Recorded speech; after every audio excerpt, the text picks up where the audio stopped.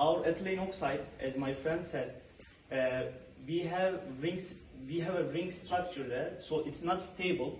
So it's not thermodynamically stable. So it wants to break its bonds.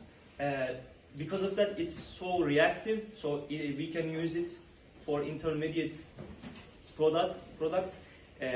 Itself, it is not main material. It's intermediate material. Because of that reactivity, we can use it to produce another chemical materials. So for production methods, we have actually first production methods is chlorohydrin process. It dates back to 1839. So, but after 15 years later, they saw that there are lots of waste products like carbonaceous materials. So after that, they come to new methods, direct oxidation methods, and after that, industry move further from this process because there's no other types of process.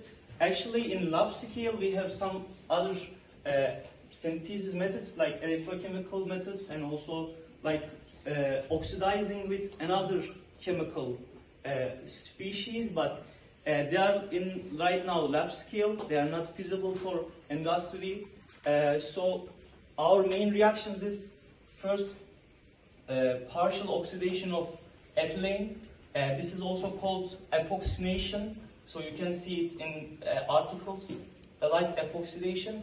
These are side reactions that ethylene make a complete oxidation. This is the things we don't want, but they are the thermodynamic conditions tend to do that.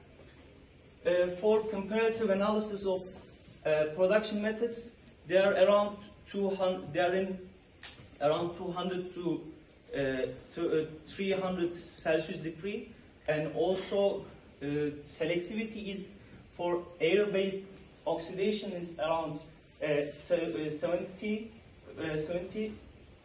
For oxygen-based direct oxidations, selectivity value is 80%.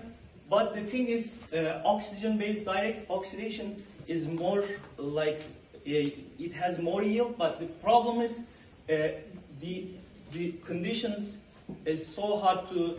I mean, the production conditions and other types of costs, they are so much. Because of that, the industry tends to use this air-based direct oxidation.